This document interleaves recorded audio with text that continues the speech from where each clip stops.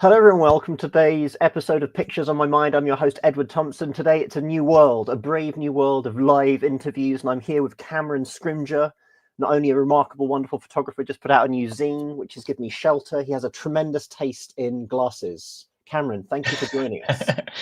Thanks for having me on, Ed. So look, I just wanted you, obviously I've got the zine here and I flicked for a little bit before now and again on the show, but I thought to begin with, can you just take us through some of the work?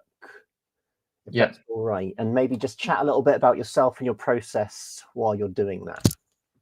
Yeah, definitely. So let me go back to the start.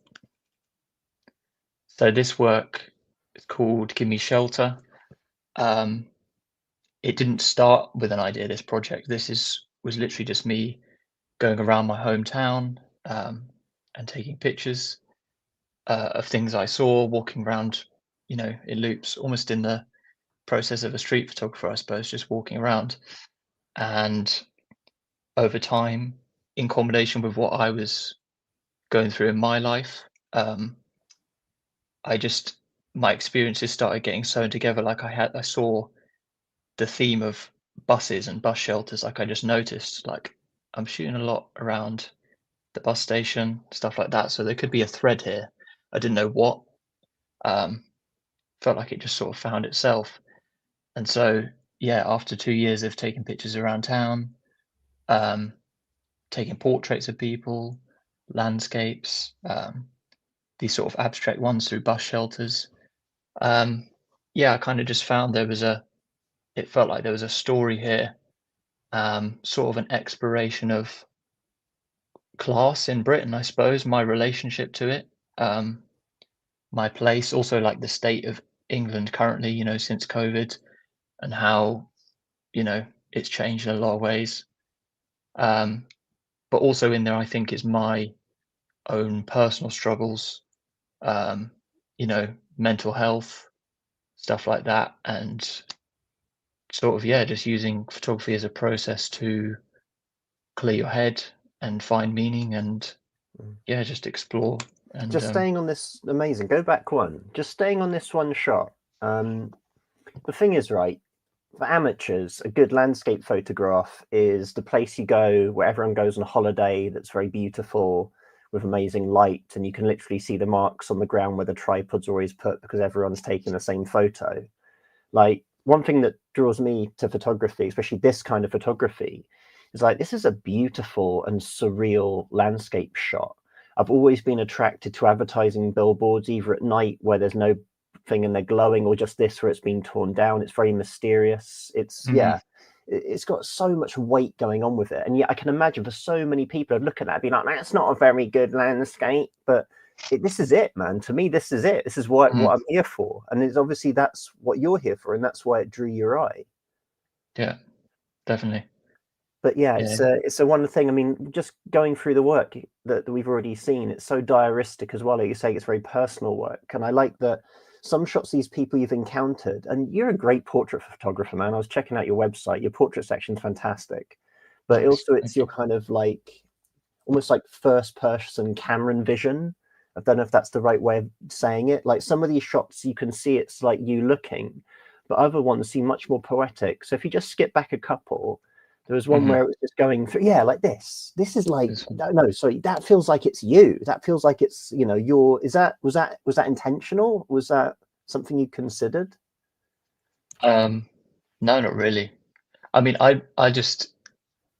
I'm sure maybe you feel like this as well. Like I sometimes feel at odds with the amount of styles. Like I think to someone looking at their own style, it just looks like a mess. It looks like a hodgepodge. I'm sure to other people, style just speaks for itself, right? But to me, I'm interested in doing like documentary landscapes, but I also really love these like abstract shots like this, where this was just shooting through like a phone box to get like the nasty scratched up sort of perspex and get that sort of abstraction that takes detail out. But I've never thought about it like that. I just really love abstraction as well as these other types of shots. For me, though, just covering mental health, I mean, it's like you're seeing this world of a haze. It's almost like we're inhabiting your view. I mean, there's a great shot. If I just share it quickly, I was on your website, and it was just this image here. And again, this is under a little section, passing moments on your website. And I just loved how, again, it's the most amazing landscape with the most incredible light, but it's just so not your usual landscape. You've got a very kind of experiential, diaristic way of seeing, if that's even the right word. It's like, this is not how most photographers would approach that environment. Do you understand? And I think there's something very nice about it. For me as a photographer, I find something very original about it. There's something very uncanny about it. But yeah, you know, and it's coming through definitely in the work that you've been sharing in your zine, Give Me Shelter.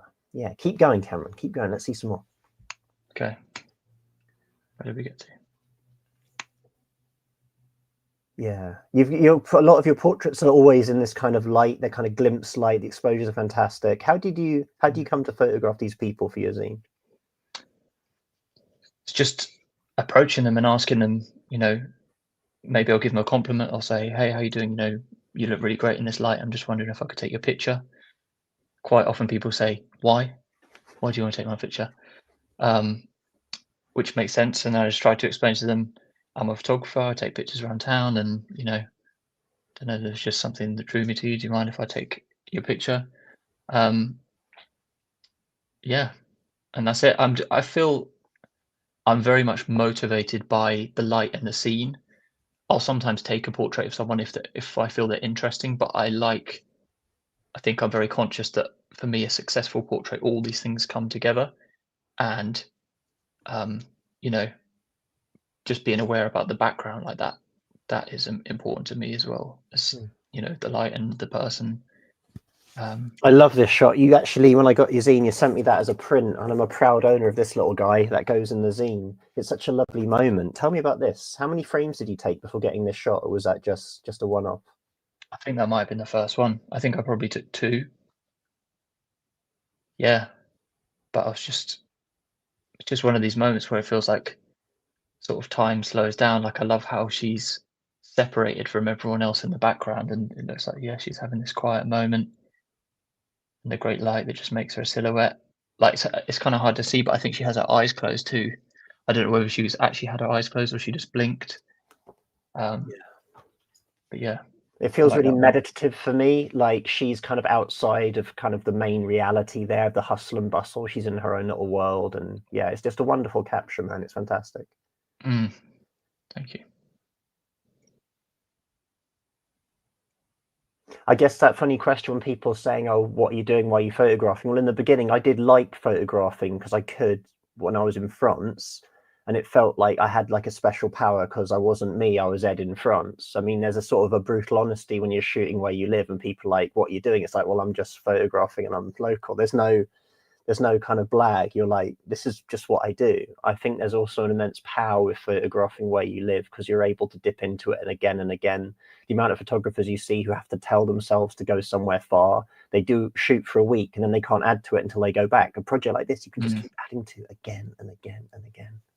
Yeah, it's like the layers keep washing in like the sea, just over and over.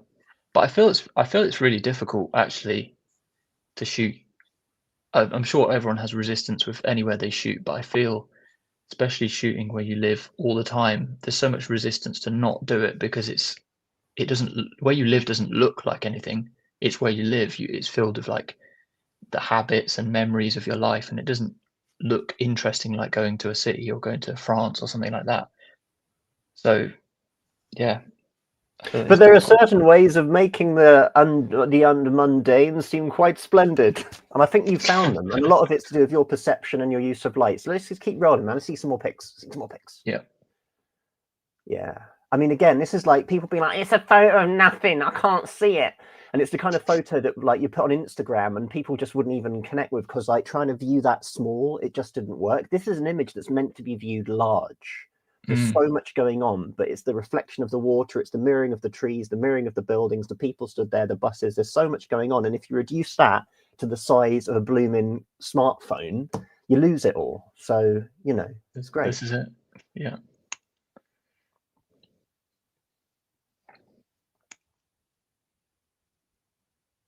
I really like this one. I was really happy with this one. Great guy. light, great pose. Yeah, really engaged. Yeah. So yeah, look quickly, right? Before we wrap up, we're already at 10 minutes here, but just about the zine. Let me just whip this off now. So yeah, I've got the zine here. It's really cool. I love the way you've done this kind of plastic cover that has like almost graffiti tags, sort of mirroring the photos inside of like scratched up graffiti on the bus shelters. This was I looked on your website. You've done a zine before as a collaboration, right? Is this your first zine that you've put out? Yeah, this is my first complete work of just my pictures. Yeah, no, it's fantastic. Have work you for got me. anything? The big question is what's next? Oh no, you know what? Actually save that, scrub that. We're going to do a continued chat for members only. We're going to do like more and more. There's no point dumping all this on YouTube for you mad regular alt-right maniacs. Sorry, I did it. I didn't want to do it. But no, you know, because yeah, the algorithm would just crush it. You know, I did that testament to my ex-professor Paul Lowe, and it was long and it was detailed or whatever. And like hardly anyone saw it purely because the algorithm is like too long, didn't read.